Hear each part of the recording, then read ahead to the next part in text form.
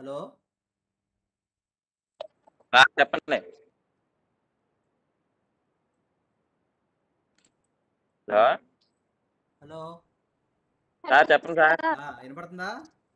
చెప్పండి sir. Okay okay okay okay ఇప్పుడు చూడండి, ఆల్రెడీ మనం నిన్న ఏం చేసామంటే దీని గురించి నిన్న సెకండ్ యూనిట్ మనం స్టార్ట్ చేసాం. అందులో ఏం చెప్పుకున్నాం? ప్రతిపాదన గురించి చెప్పుకున్నాం. ప్రతిపాదన అంటే ఏంటి, ప్రతిపాదనలో ఉండేటువంటి రకాలేంటి, ఆ తర్వాత ప్రతిపాదన యొక్క కండిషన్స్ ఏంటి అని కూడా చెప్పుకున్నాం. అంతేనా? కదా? సార్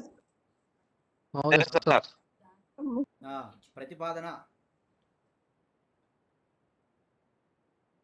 ప్రతిపాదన యొక్క ప్రతిపాదన అంటే ఏంటి నిర్వచనం చెప్పాం. తర్వాత ప్రతిపాదనలో ఉండేటువంటి 7 రకాల ప్రతిపాదనలు చెప్పా. ఆ తర్వాత ఏంటంటే ప్రతిపాదనకు సంబంధించినటువంటి నిబంధనలు కూడా చెప్పా. ఇవాళ కొద్దిగా ఉంది, ఇంకా ప్రతిపాదనకు సంబంధించి కొద్దిగా మిగిలిపోయింది. నిన్న ఇక్కడ చెప్తున్నా చూడండి, రైట్ సైడ్న మీరు చూసినట్లయితే ప్రతిపాదన ఉపసంహరణ, తర్వాత ప్రతిపాదన రద్దు అనేటువంటి అంశాలు ఉన్నాయి. ప్రతిపాదనను మనం ఎలా ఉపసంహరించుకోవచ్చు అనే విషయాన్ని మనం చూసినట్లయితే ఆ ప్రతిపాదన అనేది పూర్తయిపోతుంది. ప్రతిపాదన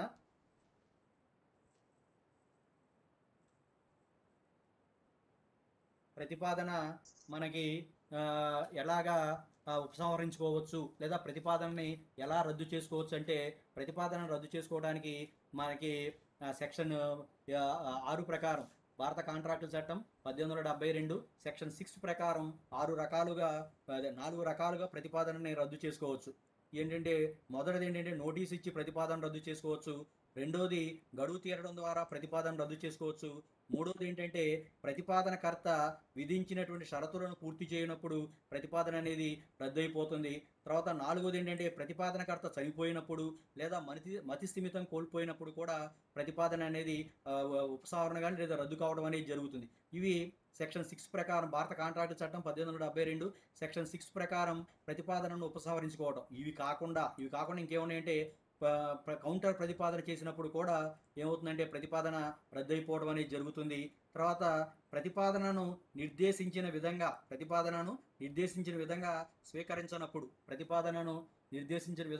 స్వీకరించినప్పుడు కూడా ఏమవుతుందంటే ప్రతిపాదన అనేది రద్దు కావడం అనేది జరుగుతుంది. మొదటిది నోటీస్ ద్వారా ప్రతిపాదన ఉపసంహరణ లేదా రద్దు అనేది సహజంగా ఇవి 5 మార్క్స్కి ఇస్తాడు.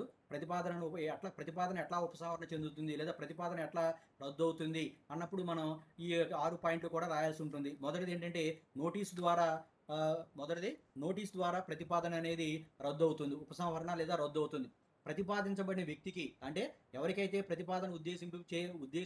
ప్రతిపాదనను ఎవరికైతే ఉద్దేశించి చేయడం జరిగిందో ఆ స్వీకృతికి సంబంధించిన చర్యను తీసుకోకముందే, అంటే ప్రతిపాదనను మనం ఎవరికైతే ఉద్దేశించి చేస్తామో ఆ వ్యక్తి ఆ ప్రతిపాదనకు తన యొక్క అంగీకారం లేదా స్వీకృతిని తెలియచేయక ముందే ప్రతిపాదనకర్త ఏం చేయొచ్చు అంటే నోటీస్ ఇచ్చి ఆ ప్రతిపాదనను వాపసు తీసుకునేటువంటి అవకాశం అనేది ఉంటుంది. ఆ విధంగా నోటీసు ద్వారా ప్రతిపాదన అనేది రద్దు అవుతుంది. ఉదాహరణకు ఏ అనే వ్యక్తితో బి అనే వ్యక్తితో ఏం చెప్పాడంటే, నా దగ్గర ఒక సైకిల్ ఉంది, 1000 రూపాయలకి అమ్ముతాను, రేపటిలోపు నువ్వు రేపు సాయంత్రం లోపు కావాలనుకుంటే డబ్బు చెల్లించి సైకిల్ తీసుకెళ్ళమని చెప్పాడు.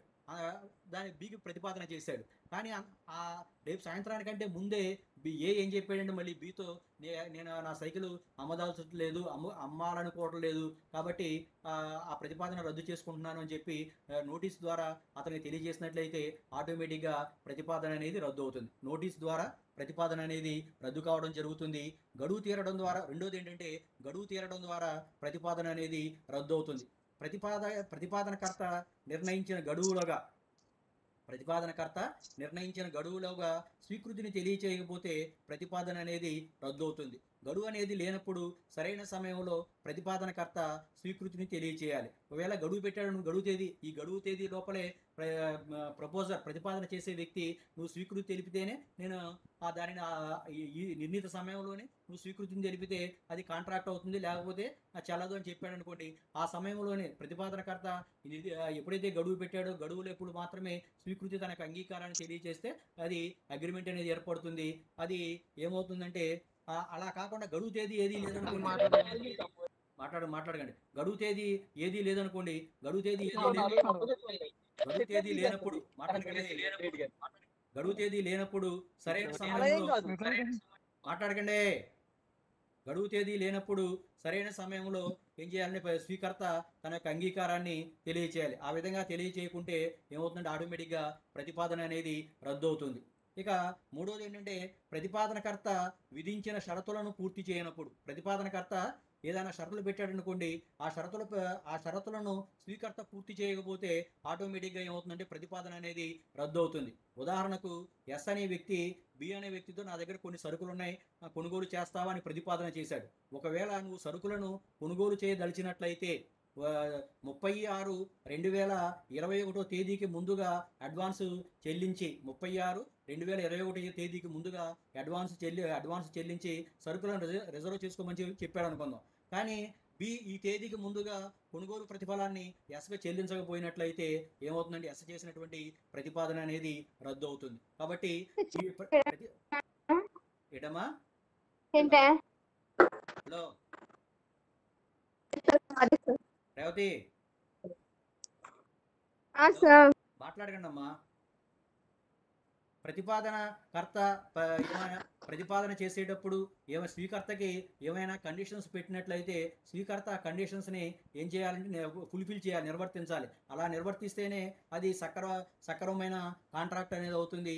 అలా నిర్వర్తించకపోయినట్లయితే ప్రతిపాదనకర్త పెట్టినటువంటి షరతులను స్వీకర్త నిర్వర్తించకపోయినట్లయితే ఆటోమేటిక్గా ఏమవుతుందంటే ఆ ప్రతిపాదన అనేది రద్దు అవడం జరుగుతుంది. ఆటోమేటిక్గా ఆ ప్రతిపాదన రద్దు అయిపోవడం అనేది జరుగుతుంది.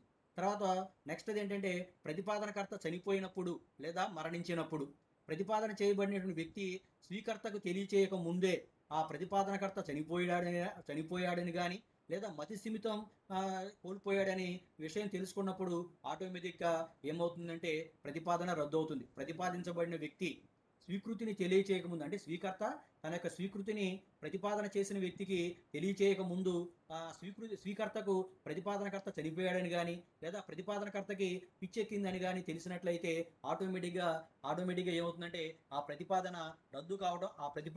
రద్దు కావడం అనేది జరుగుతుంది. ఆటోమేటిక్గా ఆ ప్రతిపాదన రద్దు కావడం అనేది జరుగుతుంది. ఇవి 4 కూడా భారత కాంట్రాక్టు చట్టం 1872 సెక్షన్ 6 ప్రకారం ప్రతిపాదన రద్దు అయ్యేటువంటి సందర్భాలు. మొదటిది ఏంటంటే నోటీస్ ద్వారా ప్రతిపాదన రద్దు చేసుకోవచ్చు. గడువు తీరడం ద్వారా రద్దు అవుతుంది. ప్రతిపాదనకర్త విధించినటువంటి షరతులను స్వీకర్త పూర్తి చేయనప్పుడు ప్రతిపాదన రద్దు అవుతుంది. ప్రతిపాదనకర్త చనిపోయాడని చెప్పి లేదా మతిస్థిమితం కోల్పోయాడని చెప్పి స్వీకర్తకు తన యొక్క అంగీకారాన్ని తెలియజేయకముందు తెలిసినట్లయితే ఆటోమేటిక్గా ప్రతిపాదన అనేది రద్దు కావడం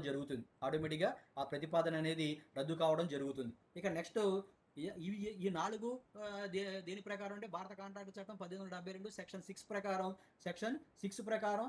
ప్రతిపాదన రద్దు అయ్యే సందర్భాలు. ఇవి కాకుండా ఇంకో 2 ఉన్నాయి. అవి ఏంటంటే కౌంటర్ ప్రతిపాదన చేసినప్పుడు. కౌంటర్ ప్రతిపాదన అంటే ప్రతిపాదన చేయడాన్ని కౌంటర్ ప్రతిపాదన అంటాం. ఉదాహరణకు ఏ అనే వ్యక్తి నా దగ్గర ఒక వాచ్ ఉంది, 1000 రూపాయలు కొంటావా అని చెప్పి బీని అడిగాడు. బి ఏం చేశాడు, 500 రూపాయలకి అమ్ముతావా అన్నాడు. దాన్ని ఏమనిపిస్తామంటే కౌంటర్ ప్రతిపాదన అంటాం. ఇట్లా కౌంటర్ ప్రతిపాదన చేసినప్పుడు కూడా ఆటోమేటిక్గా ప్రతిపాదన అనేది రద్దు అవుతుంది. తర్వాత ప్రతిపాదనను నిర్దేశించిన విధంగా స్వీకరించినప్పుడు. స్వీకర్త ప్రతిపాదనకర్త నిర్దేశించిన విధంగా స్వీకరించకపోతే ప్రతిపాదన అనేది రద్దు అవుతుంది. ఎవరో ప్రపోజ్ చేసేటువంటి వ్యక్తి వేరే విధంగా స్వీకరించినప్పుడు స్వీకర్త వేరే విధంగా ప్రతిపాదనను స్వీకరించినప్పుడు ప్రతిపాదనకర్త ఏం చేయొచ్చు అంటే ఆ స్వీకృతిని నిరాకరించవచ్చు. కానీ ఈ నిరాకరణకు సంబంధించి అతను ఏం చేయాలంటే ప్రతిపాదించబడినటువంటి వ్యక్తికి నోటీస్ ఇవ్వవలసి ఉంటుంది. అలా నోటీస్ ఇచ్చినప్పుడు మాత్రమే ప్రతిపాదన రద్దయినట్లుగా భావించడానికి అవకాశం అనేది ఉంది. ప్రతిపాదనకర్త నిర్దేశించిన విధంగా స్వీకృతి తెలియచేయమన్నప్పుడు స్వీకర్త వేరే విధంగా తెలియజేశాడు అనుకోండి, అప్పుడు ప్రతిపాదనకర్తకు అది నచ్చకపోతే ఏం చేయాలంటే స్వీకర్తకు నోటీస్ ఇవ్వాలి. నువ్వు తెలియజేసిన విధంగా స్వీకృతి తెలియజేసిన విధానాన్ని నేను అంగీకరించలేదు కాబట్టి ప్రతిపాదన రద్దు చేసుకుంటున్నానని చెప్పి నోటీస్ ఇచ్చినట్లయితే ఆటోమేటిక్గా ప్రతిపాదన అనేది రద్దు అవుతుంది. ఇవి ఈ 6 సందర్భాలలో ప్రతిపాదన రద్దు కావడం కానీ లేదా ఉపసంహరణ కావడం కానీ జరుగుతుంది. ఒకటి నోటీస్ ద్వారా ఉపసంహరణ, రెండోది గడువు తీరడం ద్వారా ఉపసంహరణ, మూడోది ప్రతిపాదనకర్త విధించిన షరతులను పూర్తి చేయనప్పుడు ప్రతిపాదన రద్దవుతుంది. ప్రతిపాదనకర్త చనిపోయాడు లేదా మతిస్థిమితం కోల్పోయాడు అని చెప్పి స్వీకర్త తన యొక్క అంగీకారాన్ని తెలియకముందు తెలుసుకున్నట్లయితే ఆటోమేటిక్‌గా ప్రతిపాదన అనేది రద్దవుతుంది. ఇవి కాకుండా కౌంటర్ ప్రతిపాదన చేసినప్పుడు ప్రతిపాదన అనేది రద్దవుతుంది. ప్రతిపాదనను నిర్దేశించిన విధంగా స్వీకరించనప్పుడు, ప్రతిపాదనను స్వీకర్త నిర్దేశించిన విధంగా స్వీకరించకపోయినట్లయితే ఆటోమేటిక్‌గా ప్రతిపాదన అనేది రద్దు కావడం జరుగుతుంది. ఇవి ప్రతిపాదన ఉపసంహరణకు సంబంధించినటువంటి అంశాలు. ఇక నెక్స్ట్ మన యొక్క మరొక కాన్సెప్ట్ ఏంటంటే స్వీకృతిలోకి వెళ్దాం. దీన్నే యాక్సెప్టెన్స్ అంటాం స్వీకృతిని. భారత కాంట్రాక్టుల చట్టం 1872 సెక్షన్ 10 భారత కాంట్రాక్టుల చట్టం 1872 సెక్షన్ 10 కాంట్రాక్ట్ యొక్క ఆవశ్యకాల గురించి చెప్పడం జరిగింది. అందులో మొదటిది ఇద్దరు పార్టీలు ఉండాలనుకున్నాం. రెండోది ఏమనుకున్నాం? ప్రతిపాదన స్వీకృతి ఉండాలనుకున్నాం. ఇప్పుడు ఇంతవరకు కూడా మనం దేని గురించి డిస్కస్ చేసామంటే ప్రతిపాదన గురించి డిస్కస్ చేసాం. ప్రతిపాదన అంటే ఏంటి? ప్రతిపాదన అంటే ఏంటి? నిర్వచనాలు, ప్రతిపాదన యొక్క రకాలు తెలుసుకున్నాం, ప్రతిపాదన యొక్క నిబంధనలు తెలుసుకున్నాం, ప్రతిపాదన ఎప్పుడు రద్దవుతుంది అనేటువంటి విషయాలని తెలుసుకున్నాం. ఇప్పుడు స్వీకృతి అంటే ఏంటో చూద్దాం. ప్రతిపాదనకు అంగీకరించడాన్ని స్వీకృతి అంటాం. ప్రతిపాదనను అంగీకరించడాన్ని ఏమని పిలుస్తామంటే యాక్సెప్టెన్స్ లేదా స్వీకృతి అంటాం. ఒక వ్యక్తి ప్రతిపాదన చేసినప్పుడు ఆ ప్రతిపాదనకు అంగీకరించే వ్యక్తిని ఏమని పిలుస్తామంటే స్వీకర్త అంటాం. ఒక వ్యక్తి ప్రతిపాదన చేసినప్పుడు ఆ ప్రతిపాదనకు అంగీకరించేటువంటి వ్యక్తిని స్వీకర్త అంటాం. ఉదాహరణకు ఏ అనేవాడు నా దగ్గర ఒక వాచ్ ఉంది, 500 రూపాయలు కొంటావా అని బీని అడిగాడు. అంటే బీని ఏమనిపిస్తామంటే బి ఆ ప్రతిపాదనకు అంగీకరించి ఎస్ నేను కొంటాను అని చెప్పాడు అనుకోండి. ఏనేమో ప్రతిపాదన చేసిన వ్యక్తి అంటాం, ప్రామిసర్ అంటాం.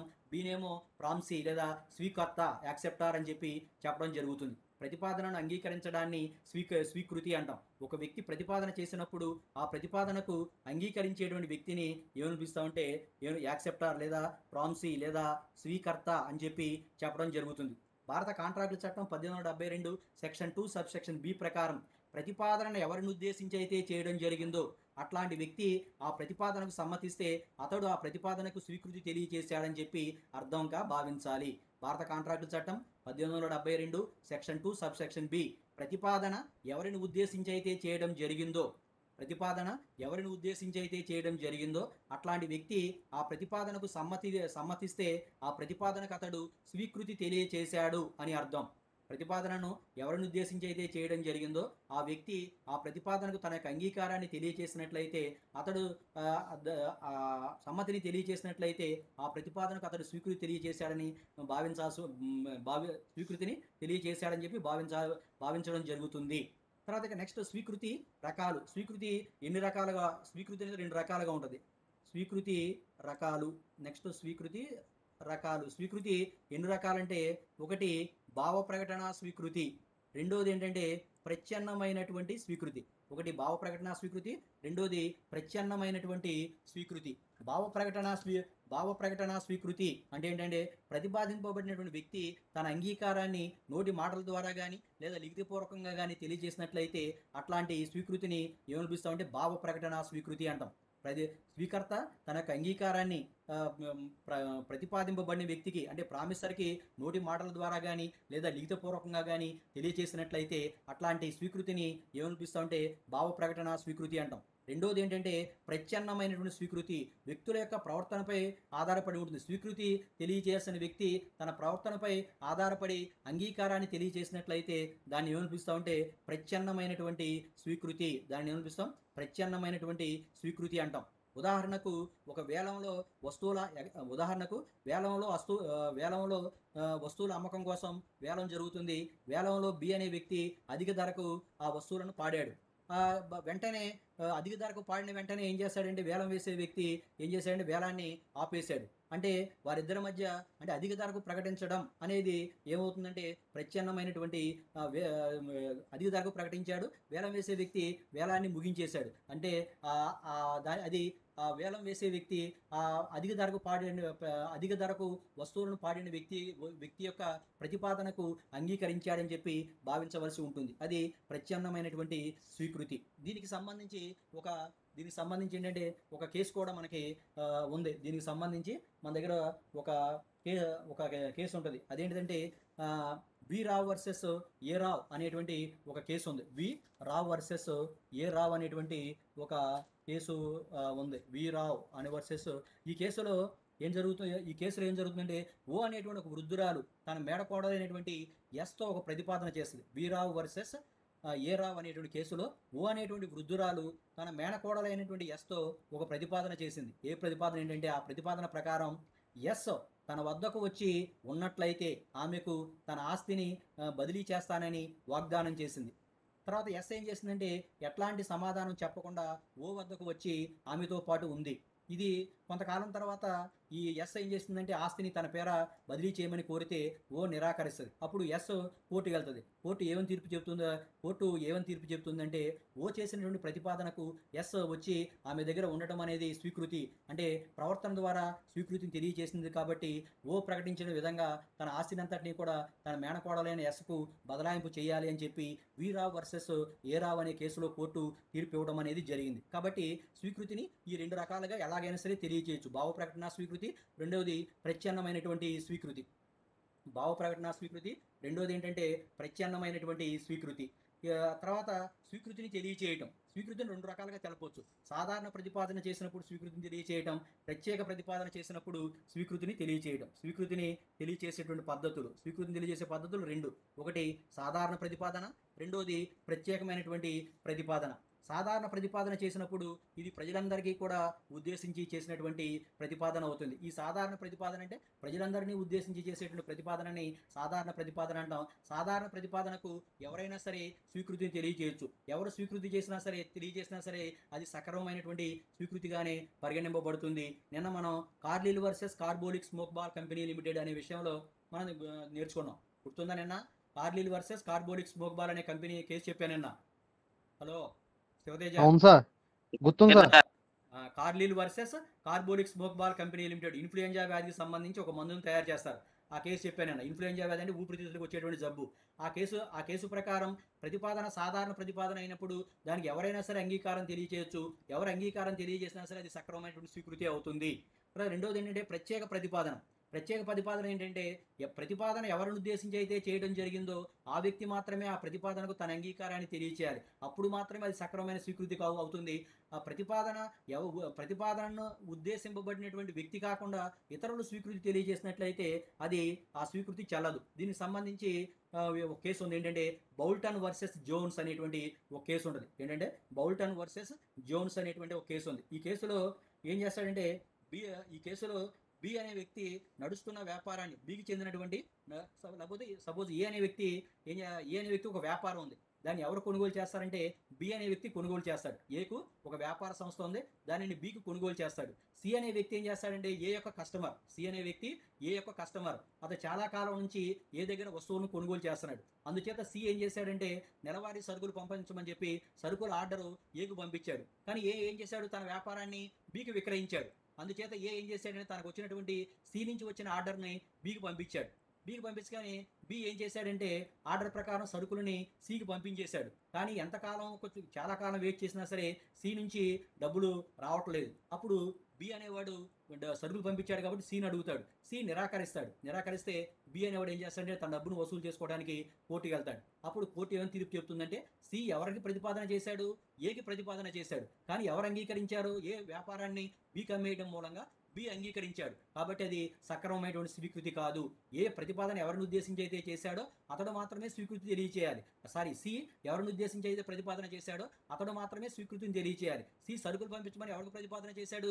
ఏకి ప్రతిపాదన చేశాడు. కాబట్టి ఏ మాత్రమే అంగీకారాన్ని తెలియచేయాలి. దానికి బి అంగీకారం తెలియచేయడం అనేది సక్రమమైన స్వీకృతి కాదు. వారిద్దరి మధ్య కాంట్రాక్ట్ ఏర్పడలేదని చెప్పి కోర్టు కేసుని కొట్టేయడం అనేది జరిగింది. కాబట్టి ప్రత్యేక ప్రతిపాదన అన్నప్పుడు ఎవరిని ఉద్దేశించి అయితే ప్రతిపాదన చేయడం జరిగిందో ఆ వ్యక్తి మాత్రమే ఆ ప్రతిపాదనకు అంగీకారాన్ని తెలియచేయాలి. అలా అంగీకారాన్ని తెలియచేస్తేనే అది సక్రమమైనటువంటి స్వీకృతిగా పరిగణించడం అనేది జరుగుతుంది. ఇది స్వీకృతి రకాలు, రెండు రకాలు: భావ ప్రకటన స్వీకృతి, ప్రచ్ఛన్నమైన స్వీకృతి. స్వీకృతిని తెలియజేసే పద్ధతులు కూడా రెండు. అవి ఏంటంటే సాధారణ ప్రతిపాదన, ప్రత్యేకమైనటువంటి ప్రతిపాదన. సాధారణ ప్రతిపాదన నేను కేసు చెప్పాను, కార్లిల్ versus carbolic smoke ball company limited అని. రెండోది ఏంటంటే ప్రత్యేక ప్రతిపాదన, బౌల్టన్ వర్సెస్ జోన్స్. ఇక స్వీకృతి యొక్క నిబంధనలు చూద్దాం. స్వీకృతి బేషరతుగా ఉండాలి. ఎట్లా ఉండాలి? అన్కండిషనల్గా ఉండాలి. స్వీకృతిలో ఎట్లాంటి షరతులు కూడా ఉండకూడదు. ప్రతిపాదనకు అంగీకారాన్ని తెలియచేసే వ్యక్తి అనగా స్వీకర్త తన యొక్క అంగీకారాన్ని ఎట్లాంటి షరతులు లేకుండా తెలియచేయాలి. స్వీకృతిలో ఏవైనా మార్పులు చేసినా లేదా షరతులను విధించినట్లయితే స్వీకృతి క్రమబద్ధమైన స్వీకృతి కాదు, అది చట్టరీత్యా చెల్లదు. కాబట్టి స్వీకృతి అనేది must be acceptance must be unconditional, ఎట్లాంటి షరతులు లేకుండా ఉండాలి. ఉదాహరణకు ఏ అనే వ్యక్తి బి అనే వ్యక్తితో నా దగ్గర కొన్ని సరుకులు ఉన్నాయి కొంటావా అని అడిగాడు. బి ఏమన్నాడంటే నీ దగ్గర ఉన్నటువంటి వాటాలను తక్కువ ధరకు విక్రయించినట్లయితే నువ్వు అమ్మబోయేటువంటి సరుకులని నేను కొంటాను అని చెప్పాడు. అది కండిషన్తో కూడుకున్నది, అది చెల్లదు అని చెప్పి భారత కాంట్రాక్టుల చట్టం 1872 సెక్షన్ 7 సబ్ సెక్షన్ 1లో పేర్కోవడం అనేది జరిగింది. దీనికి సంబంధించి ఒక కేసు ఉంది, union of India versus Babulal అనేటువంటి కేసు ఉంది. ఇందులో ఏ అనే వ్యక్తి ఏం చేస్తాడంటే ఒక కారుని బికి 10,000 రూపాయలకి అమ్మడానికి ప్రతిపాదన చేస్తాడు. బి ఏం చేశాడంటే ప్రతిపాదన చేస్తాడు, ఏ 10,000 రూపాయలు నా దగ్గర ఒక కారు ఉంది అమ్ముతానని. బి ఏం చేస్తాడంటే 8,000 రూపాయలకు కొంటానని స్వీకృతి తెలియజేశాడు. ఇదేమవుతుంది, కౌంటర్ ప్రతిపాదన అవుతుంది. ఏమో 10,000 రూపాయల దగ్గర కారు ఉంది కొంటావా అన్నాడు. బి ఏమన్నాడు 8,000 రూపాయలకి అమ్మితే కొంటాను అన్నాడు. ఇది స్వీకృతి కాదు, ఏమవుతుంది, కౌంటర్ ప్రతిపాదన అవుతుంది. ఈ స్వీకృతి ఎట్లా ఉండాలి, అన్కండిషనల్గా ఉండాలి, ఎట్లాంటి షరతులు కానీ లేదా స్వీకృతిలో ప్రతిపాదనలోని అంశాలని మార్పిడి చేయడం కానీ ఉండకూడదు. ఇది 10,000 రూపాయలు కారు అమ్ముతానంటే 8,000 రూపాయలు కొంటావా, 8,000 రూపాయలకు అమ్ముతావా అని ప్రతిపాదన చేశాడు. ఇది కౌంటర్ ప్రతిపాదన అవుతుంది, కాబట్టి కాంట్రాక్ట్ అనేది ఏర్పడదు. ఇక రెండోది ఏంటంటే స్వీకృతి పూర్తి మొత్తానికి, మొదటిదేమో స్వీకృతి బేషరతుగా ఉండాలి, రెండోది ఏంటంటే స్వీకృతి పూర్తి మొత్తానికి వర్తిస్తుంది. స్వీకృతి అనేది పూర్తి మొత్తానికి వర్తిస్తుంది. ఉదాహరణకు చూడండి, ప్రతిపాదన ఎవరిని ఉద్దేశించి అయితే చేయడం జరిగిందో ఆ వ్యక్తి ఆ ప్రతిపాదన అంతటికీ కూడా తన అంగీకారాన్ని తెలపాలి. పాక్షికంగా ప్రతిపాదనకు సమ్మతి తెలిపితే అది చెల్లదు, అది సరైనటువంటి స్వీకృతి కాదు. స్వీకృతి పూర్తి మొత్తానికి ఉండాలి, కానీ స్వీకృతి అనేది ప్రతిపాదింపబడినటువంటి అంశానికి సంబంధించి పూర్తి మొత్తానికి తన అంగీకారాన్ని తెలియచేయాలి, కానీ పాక్షికంగా కొద్ది మొత్తానికి మాత్రమే అంగీకారాన్ని తెలియచేసినట్లయితే అది సక్రమమైనటువంటి స్వీకృతిగా పరిగణింపబడదు. ఉదాహరణకు ఏ అనే వ్యక్తి బి అనే వ్యక్తితో తన వద్ద 100 బస్తాల ధాన్యం ఉన్నాయి కొంటావా అని అడిగాడు. దానికి బి ఏమన్నాడంటే 50 బస్తాలు కొంటాను అని స్వీకృతి తెలియజేశాడు. ఇది కూడా సక్రమమైన స్వీకృతి కాదు. అతడు కొనుగోలు చేసి తెలిసినట్లయితే 100 బస్తాల ధాన్యం కొంటానని చెప్పాలి. అలా కాకుండా పాక్షిక మొత్తం అంటే 50 బస్తాలు మాత్రమే కొంటాను అంటే అది సక్రమమైనటువంటి స్వీకృతిగా పరిగణింపబడదు, అది సక్రమమైనటువంటి స్వీకృతిగా పరిగణింపబడదు అని చెప్పి తీర్పు ఇవ్వడం అనేది జరిగింది. ఇంకోటి అంటే స్వీకృతిని ప్రతిపాదనకర్తకు తెలియచేయాలి. స్వీకర్త తన యొక్క అంగీకారాన్ని నోటి మాటల ద్వారా కానీ లేదా లిఖితపూర్వకంగా కానీ, స్వీకృతి తన యొక్క అంగీకారాన్ని నోటి మాటల ద్వారా కానీ లేదా లిఖితపూర్వకంగా కానీ లేదా ప్రవర్తన ద్వారా కానీ ప్రతిపాదనకర్తకు తెలియచేయాలి. అలా తెలియచేయకపోతే స్వీకృతి తెలిపినట్లు కాదు, మానసిక అంగీకారం స్వీకృతిగా పరిగణింపబడదు. ఈ విషయాన్ని ఇందులో ఏంటంటే Bragdon versus metropolitan railway company అనే కేసులో కోర్టు తీర్పు ఇవ్వడం అనేది జరిగింది.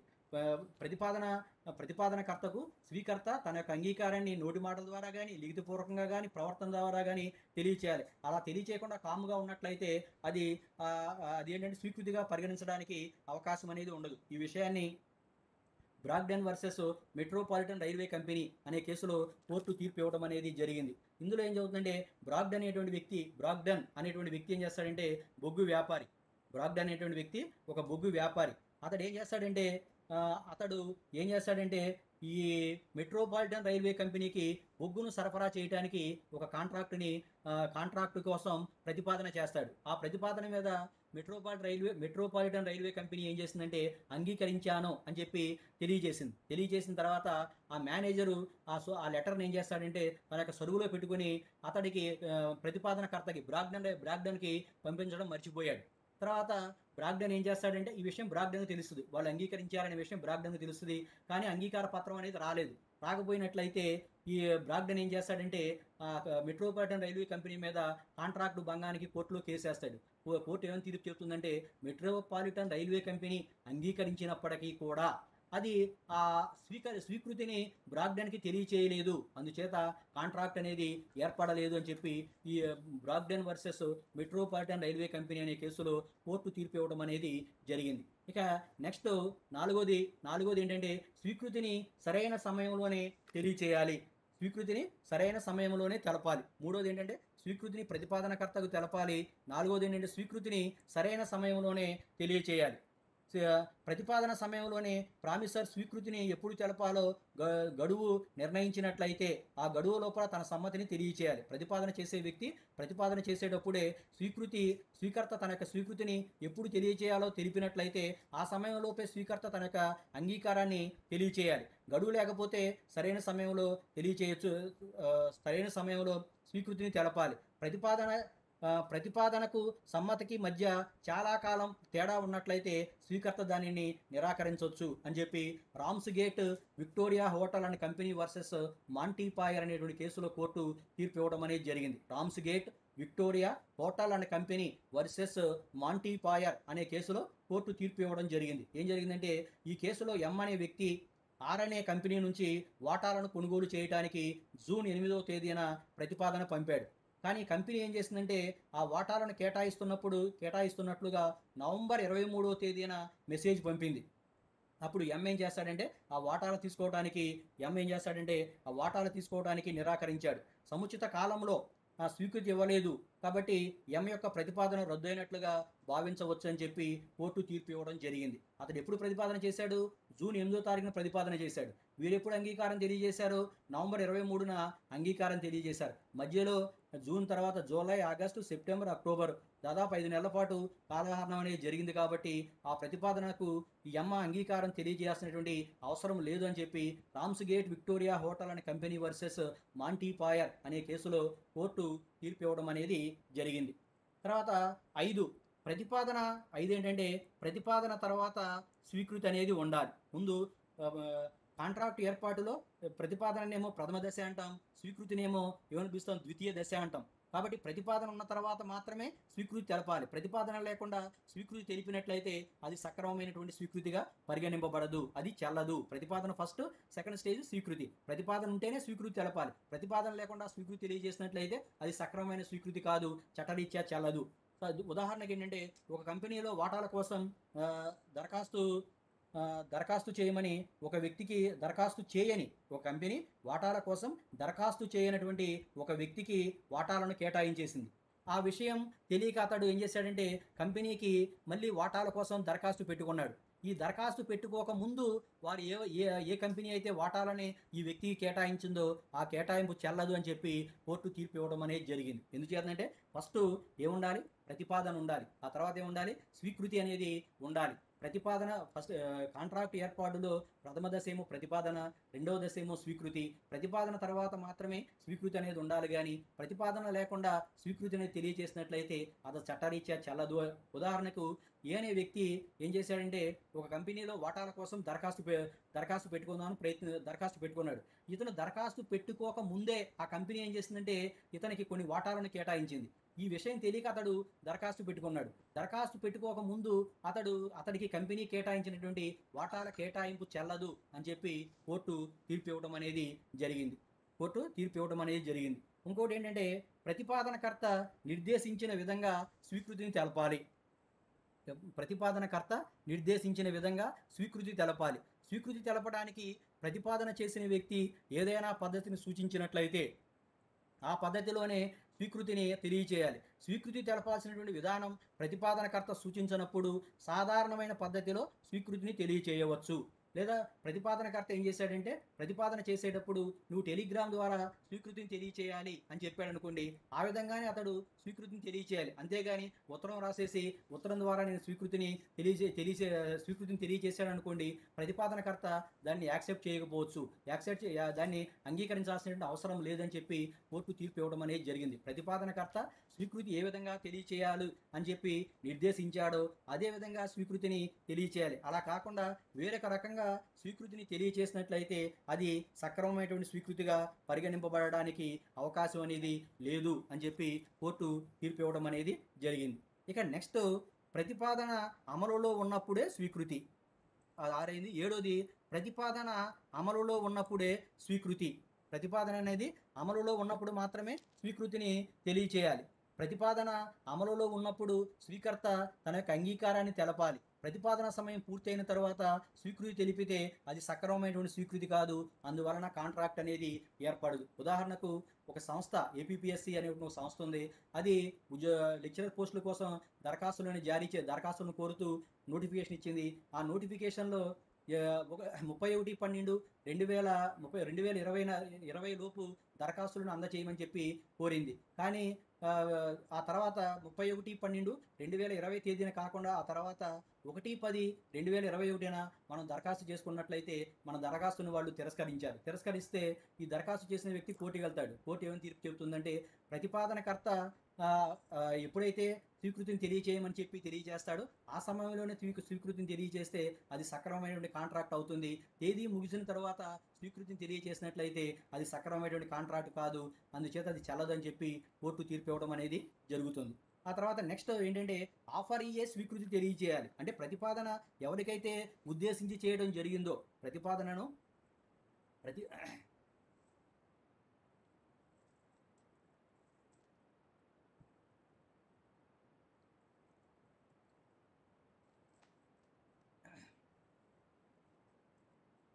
ఆఫర్ ఇయ్యే స్వీకృతిని తెలపాలి. అంటే స్వీకర్త మాత్రమే స్వీకృతిని తెలియచేయాలి. ప్రతిపాదనను ఎవరికైతే ఉద్దేశించి చేయడం జరిగిందో ఆ వ్యక్తి మాత్రమే తన ప్రతిపాదనకు అంగీకారాన్ని తెలపాలి. ఇతరులు అంగీకారం తెలిపితే అది సరైనటువంటి స్వీకృతి కాదు, కాబట్టి అది చెల్లదు అని చెప్పి ఇంతకుముందు నేను చెప్పా ఒకసారి. ఏంటిది? బౌల్టన్ వర్సెస్ జోన్స్ అనే కేసు చెప్పా, గుర్తుందా Revathi? Shivateja, Boulton Shivateja sir Boulton versus Jones అనే ఒక కేసు చెప్పా, గుర్తుందా? అది నిన్న కేసు చెప్పారండి. నిన్న కాదండి, ఇవాళే పొద్దున్న చెప్పా. ఇప్పుడే ఫస్ట్ లో స్వీకృతిని తెలియజేసే పద్ధతులు నిన్న కూడా చాలా మంది చెప్పారు సార్. నిన్న కాదు, ఇవాళ చెప్పాను.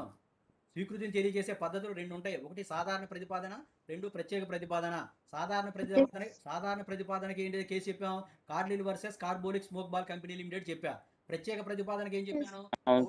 బౌల్టన్ వర్సెస్ జోన్స్ అనే ఒక కేసు చెప్పా. ఈ కేసులో ఏ అనే వ్యక్తికి ఒక వ్యాపార సంస్థ ఉంటుంది. అతడు ఏం చేస్తాడు? దాని యొక్క షాపుని బికి విక్రయించాడు.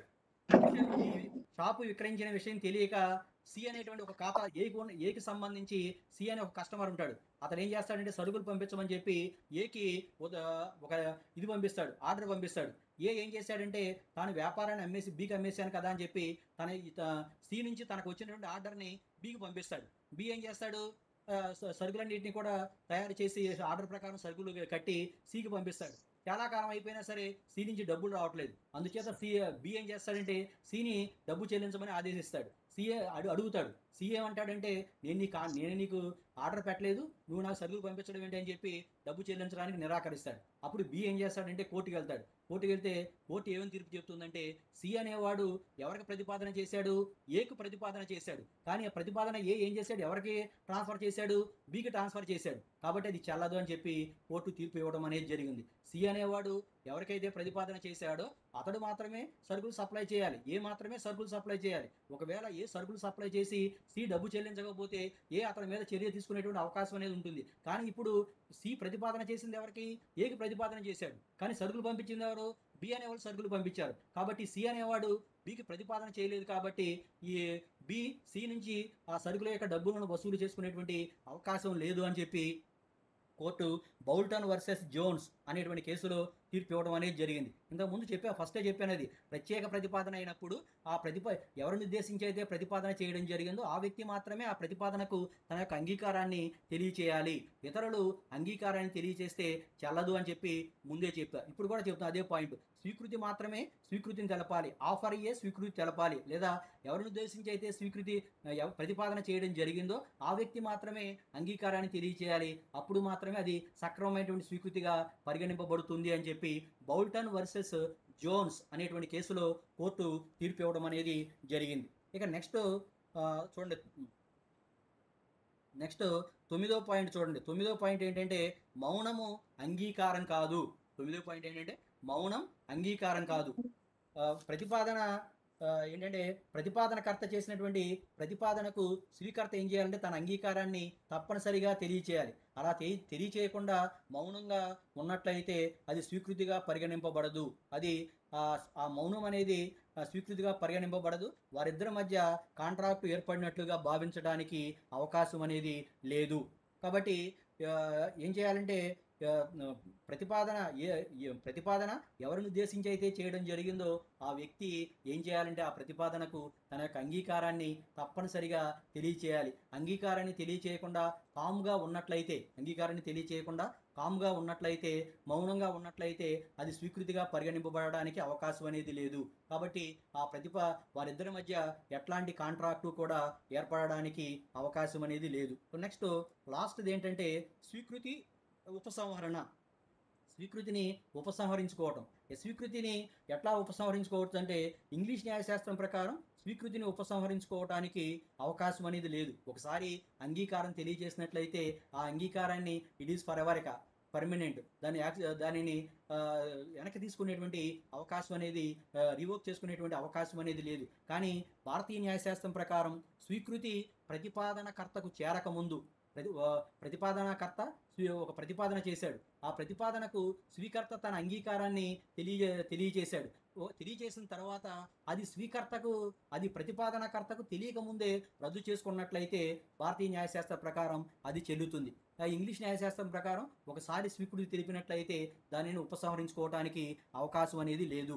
కానీ భారతీయ న్యాయశాస్త్రం ప్రకారం ఆ స్వీకృతి ప్రతిపాదనకర్తకు చేరకముందు రద్దు చేసుకునేటువంటి అవకాశం అనేది ఉంటుంది. ఇది స్వీకృతిని ఉపసంహరించుకోవటం. ఇవి ఏంటంటే స్వీకృతి యొక్క నిబంధనలు ఇవి. అర్థమైందా? ఓకే సార్, అర్థమైంది సార్. అర్థమైంది సార్. అంటారంతే ఊరినే. మీకు కరెక్ట్గా అర్థమవుతుందో లేదో మీ ఫేసులు నాకు కనపడట్లా, నా ఫేస్ అయితే మీకు కనబడుతుందేమో. మీరు ఏం చేస్తున్నారో కూడా నాకు తెలియట్లేదు. ప్రశ్నలు అడిగితేనేమో అర్థమైంది అంటున్నారు. ఏంటి స్వీకర్త అంటే ఏంటి? స్వీకృతి అంటే ఏంటి చెప్పండి. స్వీకర్త అంటే ఏంటి? స్వీకృతి అంటే ఏంటి? ప్రతిపాదన అంగీకరించడానికి స్వీకర్త అంటారు సార్. స్వీకృతి అంటారు. స్వీకృతి అంటారు. ఎస్, ప్రతిపాదనకు అంగీకారాన్ని తెలియజేయడాన్ని స్వీకృతి అంటాం. ఎవరైతే అంగీకారాన్ని తెలియచేస్తాడో అతనిని ఏమనిపిస్తాం? స్వీకర్త అంటాం. స్వీకర్త అంటాం. భారత కాంట్రాక్టుల చట్టం 1872 సెక్షన్ 2B ప్రకారం ప్రతిపాదన ఎవరిని ఉద్దేశించి అయితే చేయడం జరిగిందో అట్లాంటి వ్యక్తి ఆ ప్రతిపాదనకు సమ్మతిని తెలియచేస్తే ఆ ప్రతిపాదనకు స్వీకృతి తెలియచేశాడని చెప్పి భావించడం జరుగుతుంది అని చెప్పి section 2 subsection B of Indian Contract Act 1872లో పేర్కోవడం అనేది జరిగింది. స్వీకృతి అనేవి ఎన్ని రకాలుగా ఉంటాయి అనుకున్నాం? రెండు రకాలు సార్. ఏంటవి? భావప్రకటన, ప్రచ్ఛన్న ప్రత్యామ్నాయ స్వీకృతి. భావ ప్రకటన స్వీకృతి, ప్రత్యామ్నాయ స్వీకృతి. భావ ప్రకటన స్వీకృతి అనేది ఎలా ఉంటుంది? ప్రత్యామ్నాయ స్వీకృతి. Yes, very good. భావ ప్రకటన స్వీకృతి ఎలా ఉంటుంది? తన భావాన్ని ప్రకటించడం. ఎలా ప్రకటించవచ్చు? నోటి మాటల ద్వారా కానీ లిఖితపూర్వకంగా కానీ ప్రతిపాదనకు సమ్మతిని తెలియచేస్తే అది భావ ప్రకటన స్వీకృతి అవుతుంది. రెండవది ప్రత్యామ్నాయమైనటువంటి స్వీకృతి. ప్రత్యామ్నాయమైన స్వీకృతి ఏంటంటే వ్యక్తుల యొక్క ప్రవర్తన ద్వారా తన యొక్క అంగీకారాన్ని తెలియచేస్తే దాన్ని ఏమనిపిస్తామంటే ప్రత్యామ్నాయమైనటువంటి స్వీకృతి అంటాం. ఆ తర్వాత స్వీకృతిని తెలియచేసే పద్ధతులు రెండు రకాలు ఉంటాయి అనుకున్నాం. సాధారణ ప్రతిపాదన, ప్రత్యేక ప్రతిపాదన. ప్రత్యేక ప్రతిపాదన మొదటిదేమో సాధారణ ప్రతిపాదన, రెండోదేమో ప్రత్యేక ప్రతిపాదన. సాధారణ ప్రతిపాదన సంబంధించి నిన్న ఒక కేసు చెప్పాను, ఇంపార్టెంట్ కేసు. అది ఏంటది? సాధారణ ప్రతిపాదనకు సంబంధించి నిన్న ఒక ఇంపార్టెంట్ కేసు చెప్పాను. ఏంటది? కార్లిల్ అదేంటంటే కార్లిల్ versus carbolic smoke ball company limited. ఈ కంపెనీలో కార్బోలిక్ స్మోక్ బాల్ అనేవాళ్ళు ఒక మందును తయారు చేసి బయటకు రిలీజ్ చేస్తూ ఏ కండిషన్స్ కొన్ని పెడతారు. ఈ మందుని మేము సూచించిన విధంగా ఎవరైనా సరే వాడినట్లయితే వారికి ఇన్ఫ్లుయెంజా అంటే ఊపిరితిత్తులకు వచ్చే వ్యాధి, ఆ వ్యాధికి గురైనట్లయితే 100 పౌండ్లు నష్టపరిహారం చెల్లిస్తామని చెప్పి కంపెనీ పేపర్లో ప్రకటన చేస్తుంది. ఆ ప్రకటన చూసి కార్లిల్ అనే ఆమె ఆ మందును కొనుగోలు చేసి వినియోగించినప్పటికీ కూడా సూచనల ప్రకారం వినియోగించినప్పటికీ కూడా ఆమెకు ఇన్ఫ్లుయెంజా వ్యాధి అనేది వస్తుంది.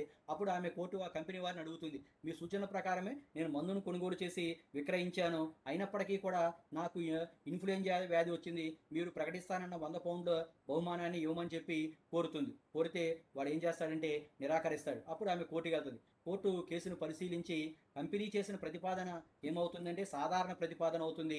సాధారణ ప్రతిపాదన అంటే ప్రజలందరినీ ఉద్దేశించి చేసే ప్రతిపాదన. కాబట్టి ప్రజలందరినీ ఉద్దేశించి ప్రతిపాదన చేసినప్పుడు ఆ ప్రతిపాదనకు ఎవరైనా సరే తన యొక్క సమ్మతిని తెలియచేయొచ్చు. అలా ఎవరు సమ్మతి తెలియజేసినా సరే అది సక్రమమైనటువంటి సమ్మతిగానే పరిగణింపబడుతుంది. కాబట్టి ఆ విధంగా కార్డిల్ చేసినటువంటి ప్రతిపాదన సక్రమమైనటువంటి స్వీకృతే. కంపెనీ చేసిన ప్రతిపాదనకు కార్డిల్ యొక్క అంగీకారాన్ని తెలియచేయడం సక్రమమైనటువంటి స్వీకృతిగానే పరిగణించాలి. కాబట్టి వారిద్దరి మధ్య కాంట్రాక్ట్ అనేది ఏర్పడింది. కాబట్టి కంపెనీ ప్రకటిస్తానన్న బహుమతిని కార్డిల్కి తప్పనిసరిగా చెల్లించాలి అని చెప్పి కోర్టు తీర్పు ఇవ్వడం అనేది జరిగింది. దానిని అది దేనికి సంబంధించింది? సాధారణ ప్రతిపాదనకు సంబంధించి. సాధారణ ప్రతిపాదన. రెండోది ఏంటంటే ప్రత్యేకమైన ప్రతిపాదన. ఏంటి ప్రత్యేకమైన ప్రతిపాదన అంటే? ప్రత్యేక ప్రతిపాదనకు సంబంధించి ఒక కేసు చెప్పా. ప్రత్యేకమైన ప్రతిపాదనకు సంబంధించి Bolton versus Jones sir. Boulton versus Jones అనేటువంటి ఒక కేసు చెప్పడం అనేది జరిగింది.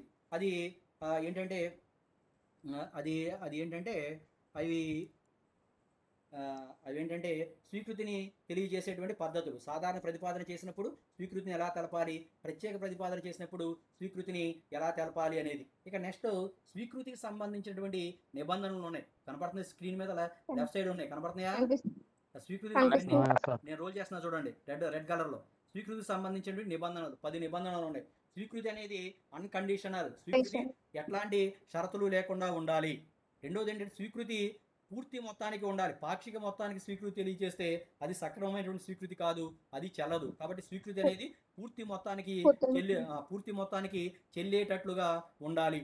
తర్వాత ఇంకోటి ఏంటంటే స్వీకృతి ప్రతిపాదనకర్తకు తెలియచేయాలి. స్వీకృతి అనేది తప్పనిసరిగా ప్రతిపాదన చేసిన వ్యక్తికి స్వీకర్త తన యొక్క స్వీకృతిని తెలియచేయాలి. అప్పుడు మాత్రమే కాంట్రాక్ట్ అనేది ఏర్పడుతుంది. అలా కాకపోయినట్లయితే కాంట్రాక్ట్ అనేది ఏర్పడదు. దానికి సంబంధించి బ్రాగ్డన్ వర్సెస్ మెట్రోపాలిటన్ రైల్వే కంపెనీ అనే ఒక కేసు చెప్పా. బ్రాగ్డన్ వర్సెస్ మెట్రోపాలిటన్ రైల్వే కంపెనీ అనేటువంటి ఒక కేసును గురించి మీకు ఎక్స్ప్లెయిన్ చేయడం అనేది జరిగింది. తర్వాత ఇంకోటి ఏంటంటే స్వీకృతిని సరైన సమయంలోనే తెలియచేయాలి. నాలుగోది ఏంటంటే స్వీకృతిని సరైన సమయంలోనే తెలియచేయాలి. ప్రతిపాదనకర్త ఎప్పుడైతే స్వీకృతిని తెలియచేయమని కండిషన్ పెడతాడో ఆ సమయంలోనే స్వీకృతి తెలియచేయాలి. అలా కాకుండా గడువు పూర్తయిన తర్వాత స్వీకృతిని తెలియచేసినట్లయితే అది సక్రమమైనటువంటి స్వీకృతి కాదు, అది చెల్లదు. తర్వాత ఇంకోటి ఏంటంటే 5 ప్రతిపాదన తర్వాతే స్వీకృతి ఉండాలి. కాంట్రాక్ట్ ఏర్పాటులో ప్రథమ దశనేమో ప్రతిపాదన అంటాం, ద్వితీయ దశనేమో స్వీకృతి అంటాం. కాబట్టి ఫస్ట్ ప్రతిపాదన ఉండాలి, ఆ తర్వాతే స్వీకృతి ఉండాలి. ప్రతిపాదన లేకుండా స్వీకృతిని తెలియచేస్తే అది చెల్లదు. అది నిన్నే చెప్పుకున్నాం. దానికి ఏంటంటే లాల్మన్ వర్సెస్ గౌరీదత్. ఒక పిల్లోడు తప్పిపోయినట్లయితే తప్పిపోయిన పిల్లోని వెతకడానికి ఒక క్లర్క్ని పంపిస్తాడు. తర్వాత ఎందుకైనా మంచిదని తన పిల్లవాడిని వెతికి తెచ్చిన వాటికి 116 రూపాయలు బహుమతి ఇస్తానంటాడు. ఇస్తానన్న తర్వాత ఆ క్లర్కు ఆ పిల్లవాడిని ఎతికి పట్టుకొస్తాడు. ప్రకటించిన బహుమతి ఇవ్వమని షాప్ యజమాని కోరతాడు. షాప్ యజమాని నిరాకరిస్తాడు. వాడు కోర్టుకి వెళ్తాడు. కోర్టు ఏమని తీర్పు చెప్తుందంటే ప్రతిపాదన అనేది నీకు తెలియకుండానే స్వీకృతిని తెలియజేశావు, కాబట్టి అది సక్రమమైనటువంటి స్వీకృతి కాదు. ప్రతిపాదన ఉండాలి, ఆ తర్వాత స్వీకృతి ఉండాలి. అప్పుడు మాత్రమే కాంట్రాక్ట్ ఏర్పడుతుందని చెప్పి తీర్పు ఇవ్వడం అనేది జరుగుతుంది. తర్వాత ప్రతిపాదనకర్త నిర్దేశించిన విధంగా స్వీకృతి తెలపాలి. ప్రతిపాదనకర్త ఏ విధంగా నిర్దేశించాడో ఆ విధంగానే స్వీకృతిని తెలియచేయాలి. వేరే రకంగా స్వీకృతి తెలియచేస్తే చెల్లదు. ప్రతిపాదన అమలులో ఉన్నప్పుడు మాత్రమే స్వీకృతిని తెలియచేయాలి. తర్వాత స్వీకర్త మాత్రమే స్వీకృతిని తెలియచేయాలి. అదే దానికి సంబంధించే బౌల్టన్ వర్సెస్ జోన్స్ అనే కేసు చెప్పాయి. 8వ పాయింట్కి సంబంధించి ఆఫరీయే స్వీకృతి తెలపాలి. ఆఫరీ అంటే స్వీకర్త మాత్రమే స్వీకృతి తెలపాలి. ఇతరులు స్వీకృతి తెలిపితే అది చెల్లదు. తర్వాత లాస్ట్ 9వది ఏంటంటే మౌనం అంగీకారం కాదు. మౌనంగా ఉన్నంత మాత్రాన కాంట్రాక్టు ఏర్పడినట్లుగా భావించడానికి వీలు అనేది లేదు. 10వది ఏంటంటే స్వీకృతిని ఉపసంహరించుకోవటం. ఇంగ్లాండ్ న్యాయశాస్త్ర ప్రకారం ఒకసారి స్వీకృతి తెలిపితే ఉపసంహరించుకోవటం అనేది సాధ్యం కాదు. అదే భారతీయ న్యాయశాస్త్రం ప్రకారం అయితే స్వీకృతి తెలిపినప్పటికీ కూడా ఆ స్వీకృతి ప్రతిపాదనకర్తకు చేరక ముందు స్వీకర్త దానిని రద్దు చేసుకునేటువంటి అవకాశం అనేది ఉంటుంది. అవి స్వీకృతికి సంబంధించినటువంటి నిబంధనలు. ఇంకేమైనా డౌట్ ఉంటే మీరు అడిగితే నేను ఎక్స్ప్లెయిన్ చేస్తా. ఏమైనా డౌట్లు ఉన్నాయా? హలో, లేదు సార్. అర్థమైందా శివతేజ? ఏంటి క్వశ్చన్లు 2 క్వశ్చన్ల కింద ఇస్తాడు సార్, ఒక క్వశ్చన్ ఇస్తాడు సార్. ఒకే క్వశ్చన్. స్వీకృతి అంటే ఏంటి? స్వీకృతి సంబంధించిన నిబంధనలు తెలియచేయండి. లేదా ఓకే సార్. ప్రతిపాదన అంటే ఏంటి? ప్రతిపాదన సంబంధించిన నిబంధనలు తెలియచేయండి. కాంట్రాక్ట్ యొక్క రకాలను తెలియచేయండి. లేదా కాంట్రాక్ట్కి సంబంధించినటువంటి ఆవశ్యకాలను తెలియచేయండి. ఇట్లా ఉంటాయి. ఓకే ఓకే సార్, అర్థమైందా బాగానే? అర్థమైంది సార్. ఈ నోట్స్ రాసుకుని ఒకసారి చదివితే ఈజీగా అర్థమైపోద్ది. Okay sir. Okay sir. Time అయిపోతుంది. మరి ఇంకేం మీ డౌట్లు ఏమైనా ఉంటే అడగండి, నేను ఎక్స్ప్లెయిన్ చేస్తాను. మీకు ఏం డౌట్లు ఉంటే ఇంకా 1 minute ఉంది టైము. మీరు కరెక్ట్గా టైం కంటే ముందుగా ఉండండి. 10కే మన రికార్డు షూటింగ్ అదే వీడియో రికార్డ్ చేసేటట్టుగా ఉండాలి. మీరు 5 minutes మీరు ముందు ఉన్నట్లయితే నేను 10కే వీడియోని మొదలు పెడతాను. అది ఇక్కడ ఏమవుతుందంటే 45 నిమిషాలే చూపిస్తున్నట్టుంది. మీరు వచ్చేటప్పటికి 4 or 5 minutes పడుతుంది. అందుచేత ఏమవుతుందంటే టైం ఇక్కడ మనకి 50 నిమిషాలు చెప్పాలి, కనీసం 50 నిమిషాలు చెప్పేటువంటి అవకాశం రావట్లా. మీరు కరెక్ట్గా